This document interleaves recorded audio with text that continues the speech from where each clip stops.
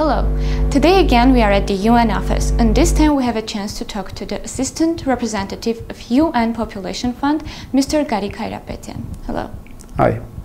Mr. Hayratbetyan, we know that the Population Fund has been in Armenia since 1999, and it had three mandated areas that it focused on. One was gender equality, then population strategies, and reproductive rights and health. What have been the achievements in these three areas in these years?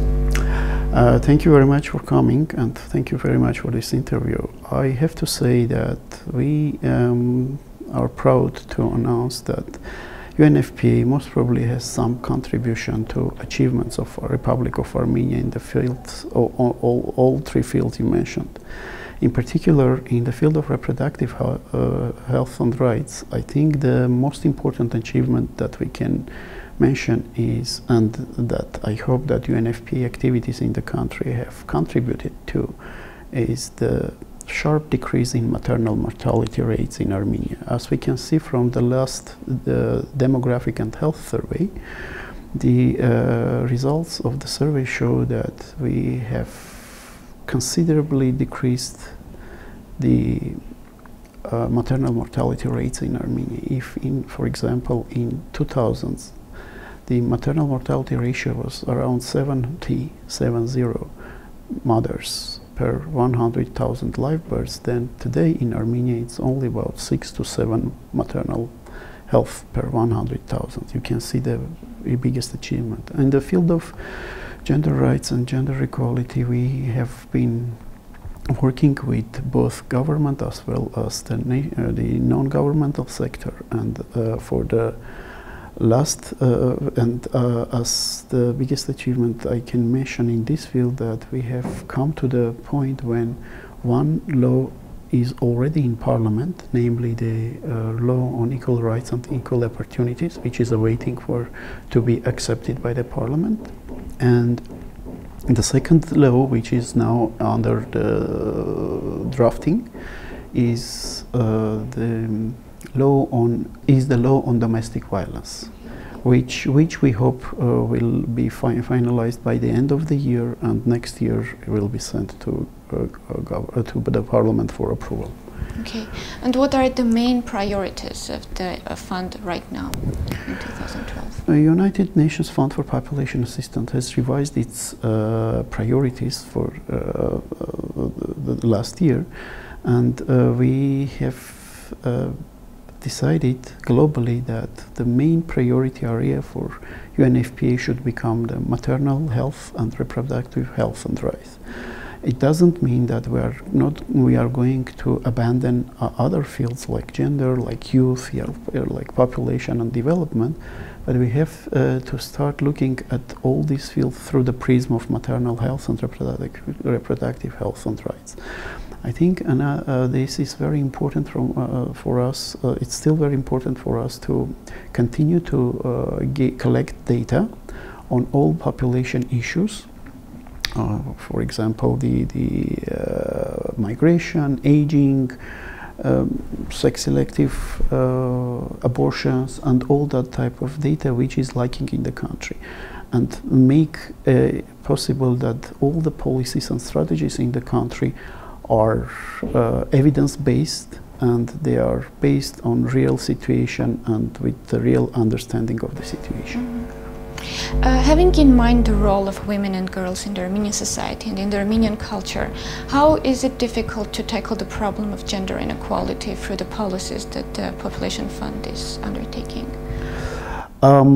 Important question. As any other country with strong paternalistic mentality, Armenia is also facing the challenge of bringing women's rights at the same level as men. But first of all, let me say that we are not the last one in the list of countries which the equality is not very equal, let's say.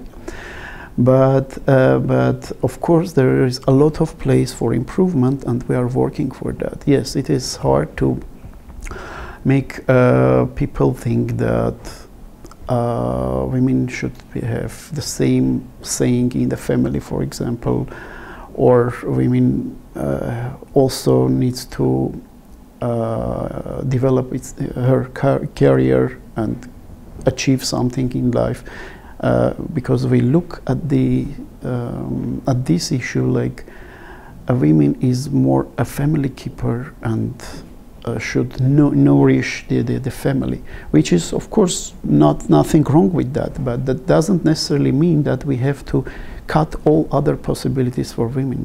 The issue is to leave the choice for her. If she wants to be a cherishing family, cherishing mother and wife, let her be that. But if she also wants to incorporate her personal achievement, her personal development into that family life, family cherishing life, that also needs to be ensured, that she has all the opportunities and equal rights to do that. So do you think in the near future it will be possible to ensure the equal rights of women? Because it kind of, it's like you're fighting against the society, because the society doesn't really want to change. No, I mean, I don't think you're fighting against the society. Through the history, society is changing all the time. If you look back to the history, you can see how the attitudes have been changed.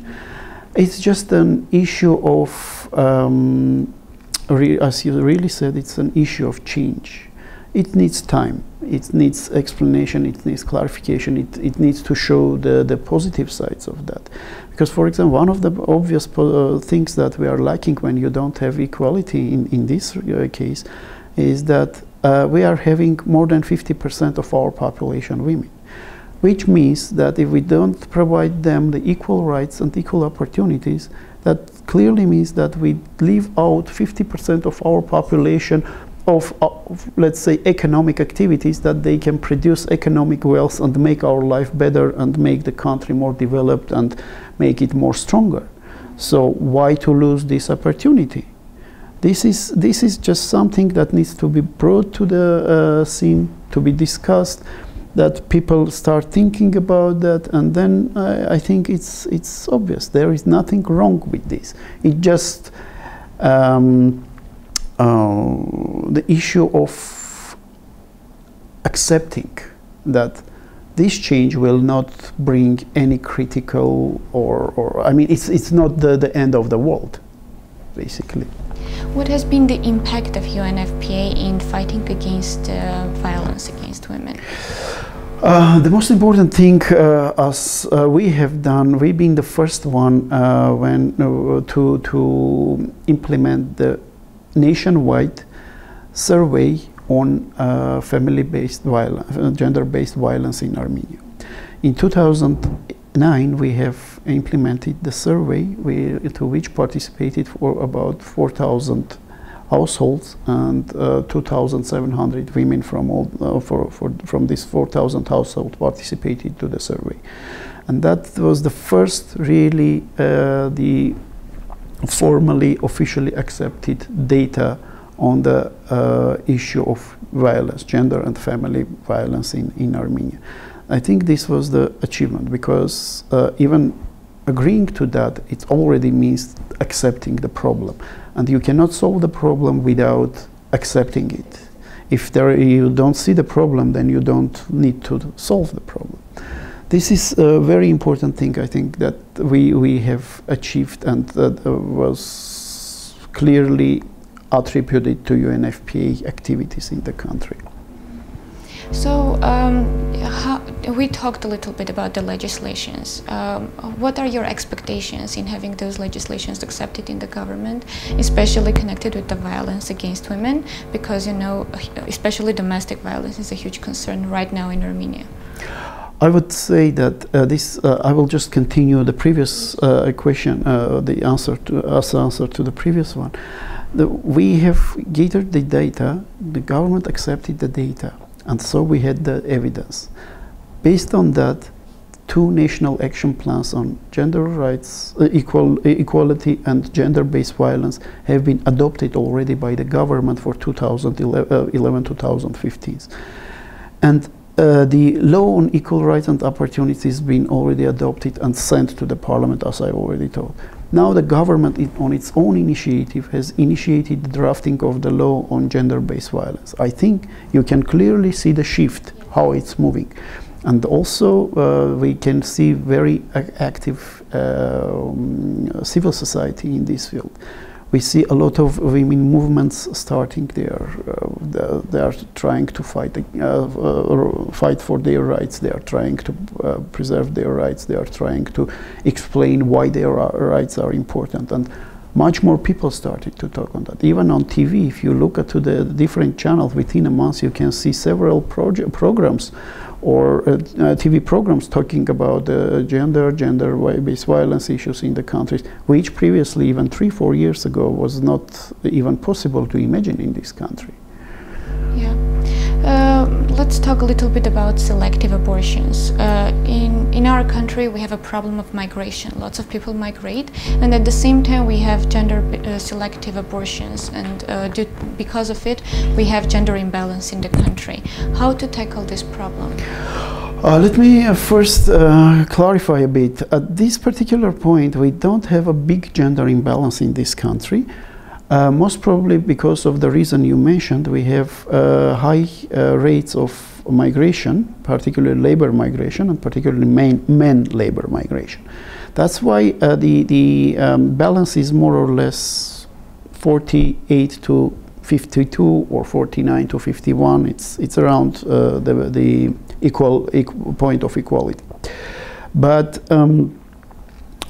you are very clearly timely mentioned the sex-selective abortions.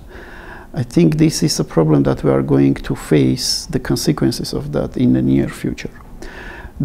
Armenia, as you may know, have been recognized by Council of Europe, one of the 4 countries members of Council of Europe where the sex-selective abortion, or so-called sex imbalance, has become pretty high. As of today, Armenia is about 114, 115 boys per 100 girls. This is not normal. The normal ratio is 105 to 100 girls. And this 5% increase, more boys born, is because a boy itself is more likely not to get to the age of reproduction because of being weaker as a fetus, or being having more risky life in the life in the future before getting to 18 years old. So this is the way the nature balances the gender balance, let's say. But 115 is already too much, and we have noticed this balance starting 1993, when the technologies have become accessible for Armenians to be able to identify the gender of the fetus. And there are 2 also very important other reasons for that only existence of these 3 reasons. First, the availability of the technology. Second, a sharp decrease in birth rates, and we know that in comparison to end of 1980s, the birth rate has dropped more than twice in Armenia. And the third one is some preference. And in 2011, we have implemented a survey again, and it showed that the sum preference in Armenia in average about 6 times more than a girl preference. So starting 93, we saw the difference. And as of today, if you look at the statistics, the children born from 93 as of 2010, there are around 50,000 more boys born than girls, which means in a few years this disbalance will be shown. What will be the consequences of that? A lot of different scenarios could be there. We are going to also release another survey, in-depth study on the basis of the last year's survey, which will show the impact of sex-selective abortion on demographic situation and how it will affect the demographic situation there. And then we will be able to understand what should be the steps to start fighting against that, so that we have in the future, in 10, 15, 20 years, a balanced society. So that in the society we don't have more men leaving the country in order to find women or to find a wife, basically. In general, how would you evaluate the work that Population Fund has done in Armenia? Well, that would be subjective evaluation, but I think, but I think that I hope that we have contributed to the Armenia's development, and we've been very specific and contributing with our activities in the fields of reproductive health, as I already mentioned, particularly maternal mortality. We've been one of the pioneers bringing this change or shift of mind in the field of gender. We are also proud to be the data gathering agency, which provides evidence for all those important and priority topics in the country, which are knocking to our door and bringing those challenges, in order to understand the challenges and be able to take the step that will be most effective in solving them. Mm-hmm. And how would you evaluate the government's political and economic will of cooperating with you?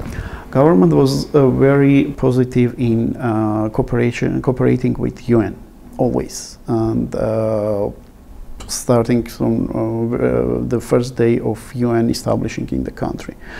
And very important thing in this particular case, I would mention that the government, as well as the society, as well as UN, starts to understand better the problems of this country, and supports in the solving them.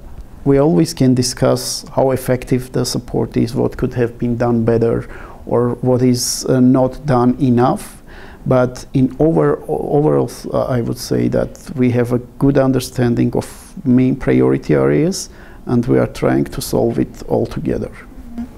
And how would you evaluate the society's commitment at 1 to 10 scale? What's our grade for performance? I mean, also NGOs and civil society organizations. I think the society is particularly the active part of society, NGOs, and the general public is still not in that rate of moving toward new ideas, the development and things. But the active part of society, I think they are the champions in bringing the change, and they are the change agents in this country. And I hope we can work more with this segment of our population, so that we strengthen them more, because though they have become strong and they changed during these years, but I mean, a lot of things still there needs to be done in order to make them even stronger and being even more and stronger agent of change for this country. Okay. Thank you very much, Mr. Hayrapetyyan, for the interview, and good luck with your work. Thank you very much. We'll try our best.